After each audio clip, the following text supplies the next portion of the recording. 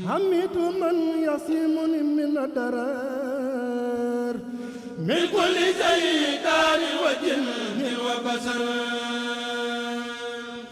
حميد من يصيمني من الضرر. Aujourd'hui, nous avons jeté notre dévolu sur le poème qui est l'acrostiche du verset Hasbunallahu wa ni'mal wakil.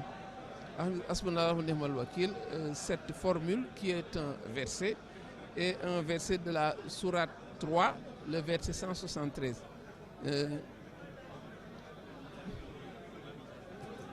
qui démarre par Amitoman Yarsimuni Minadarar, qui est un poème très connu et un poème, n'est-ce pas, de l'acrostiche du fragment de la formule Hasbunallahu wa ni'mal wakil, qui se trouve dans la sourate 3 et précisément au verset 173. C'est une formule de 19 lettres. C'est également un acrostiche. À partir de chaque lettre, le cheikh compose un vers qui débute par la dite lettre. Je crois qu'on l'a assez ressassé ici et que les gens ont compris ce que c'est qu'un acrostiche. Le sens du verset de la formule, c'est « Dieu me suffit, il est le meilleur garant ». C'est le sens de cette formule. Et à voir la formule, on a déjà une idée de l'orientation du poème. Il y a également que le préambule mérite également d'être étudié parce qu'il y a des informations de taille qui émanent de ce préambule. D'abord, il y a le fait que le cheikh précise que c'est un poème qui a écrit la veille, exactement la veille de son départ. Et quand on sait que le cheikh avait dit qu'il était sorti un samedi et qu'il était sorti le 4 Safar, cela veut dire qu'on peut avoir exactement la date de composition du poème qui est le 3 Safar et qui a été également la veille d'un samedi, c'est-à-dire d'un vendredi. Donc ce sont des informations de taille et cela précise encore ce que nous avions dit. On ne peut faire l'impasse sur les écrits du cheikh pour comprendre l'orientation de son itinéraire parce que lui également donne des informations précises et que toute personne éprise de connaissances sur cette hagiographie peut se référer à ces informations-là. Donc il y a, ça ce sont les aspects que nous avions à cœur de présenter aux aspects formels. De préciser également que c'est dans la métrique Rajaz que ce poème a été écrit. La métrique Rajaz, ce sont les poèmes du genre Jawartu, Tuhfatu, Jalibatu Maraqib. Donc tous ces poèmes sont dans la métrique Rajaz. Donc au regard du propos, nous avons dit que le cheikh l'a composé la veille de son départ. C'est une précision spatio-temporelle puisqu'il était au Jolof et qu'il l'a écrit un vendredi, la veille juste de son départ. Et là, c'est une sorte de slogan, une sorte de cri de guerre, une sorte d'orientation par rapport à la marche qu'il va entreprendre. Et on va voir que tous les actes qu'il va poser et toutes les réflexions qu'il va faire vont être calibrées sur cette orientation qu'il a donnée en disant Hasbunallahu wa ni'mal wakil. Donc il y a là une information importante à retenir et il précise également dans le préambule que le cheikh l'a composé après que le messager m'a autorisé de partir en me disant Imsi la taxadara. Donc marche et ne crains aucun mal. Donc ça veut dire que c'est une révélation de taille qu'il a faite. Il ajoute dans autre révélation, je reproduis le poème dans son intégralité pour que puisse l'utiliser tout musulman désireux de se protéger d'un mal. Cela veut dire qu'il fait partie de ce que le poème peut faire, n'est-ce pas, peut provoquer, mais c'est un bouclier contre tout mal. Donc la ligne générale du poème, nous l'avons dit, c'est le sens du verset, Dieu me suffit, il est le meilleur garant. Il convient de rappeler également les circonstances dans lesquelles il a écrit ce poème, les circonstances de ce départ en exil. N'oublions pas que le conseil privé avait pris la décision funeste de le faire sortir du Sénégal jusqu'à ce que l'agitation causée par ses enseignements soit oubliée au Sénégal. Je crois que c'est ce qu'il avait dit et dit clairement. Donc, c'est ce qu'ils ont dit, c'est la déclaration de façade, mais on sait que ce qui va suivre, c'est une multitude de tentatives d'homicide pour attenter à sa vie.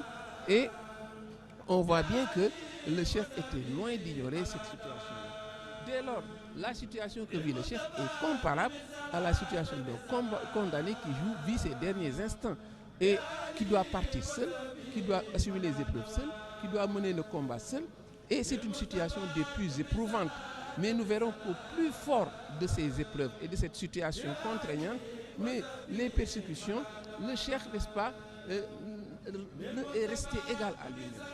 Il est dans la constance, sa réponse n'est en rien différente de celle qu'il avait donnée 12 ans auparavant, après les raisons funèbres de son père. Quand on l'a invité à aller être le Khalid de la Dior, travailler pour le roi, mais il avait répondu que Dieu le suffit. Hein, quand il a besoin d'une chose, il le demande à Dieu. Quand il craint une chose, il convoque Allah le Très-Haut. Donc, cela veut dire que 12 ans après, son attitude n'a pas changé et c'est pourquoi son slogan est toujours le même, Dieu me suffit, c'est-à-dire qu'il est le bouclier, mais qu'il est également le facilitateur. Donc, le poème s'oriente sur 2 points principaux, la demande de protection, qui est le premier point, mais il y a également un immense espoir, malgré la situation difficile qu'il vit, et l'évocation des soldats de Badr. Ce sont les 3 points sur lesquels nous allons insister particulièrement. Et nous avons traité beaucoup de poèmes qui ont comme dénominateur commun la demande de pardon de la part du cheikh. Mais la particularité ici, c'est qu'il y a une multiplicité de méfaits que le cheikh cite avec précision. Et on peut les dire au vers 1, quand il dit Amitu min yasimuni min ad-darar, min kulli shaytanin wa jinnin bashar, il commence par évoquer les démons, les djinns, les êtres humains. Au vers 2, il demande protection contre l'épreuve, contre le châtiment, contre les calamités, contre les attentats des agresseurs, contre la honte. Et ce n'est pas terminé. Il demande également une protection contre tout ce qui nuit, tout ce qui trouble l'esprit, contre l'impiété, contre les méfaits des impies, contre les mains des soldats même. Ce qui donne un champ lexical de la nuisance et qui est très riche.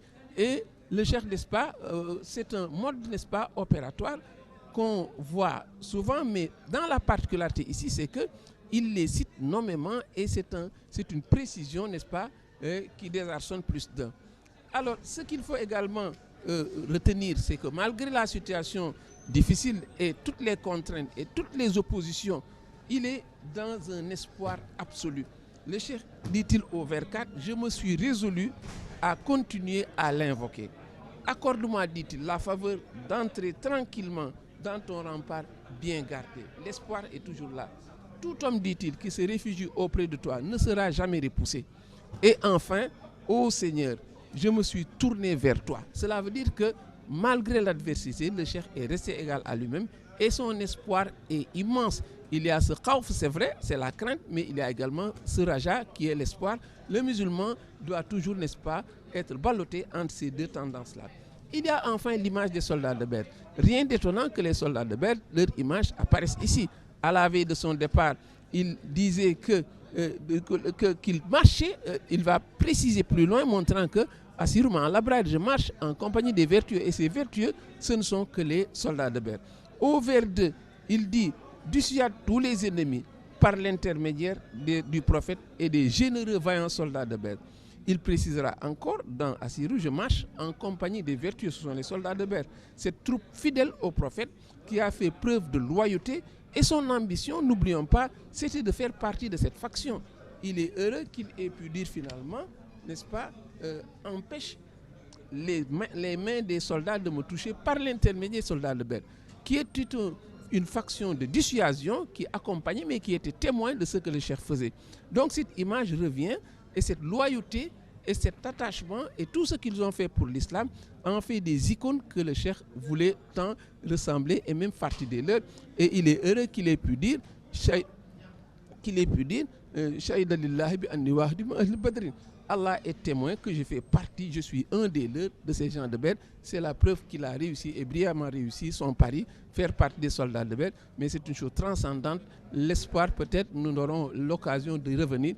Mais retenons que l'image des soldats de Badr ne peut manquer quand le cheikh fait son itinéraire, puisqu'il en avait fait une sorte de faction dissuasive, mais également des gens dont l'ambition était de faire partie d'eux, et il a brillamment réussi dans ce sens. Merci, c'était donc pour la relation d'aujourd'hui. Nous reviendrons demain sur un autre khasida. À bientôt et bon Ramadan à tous.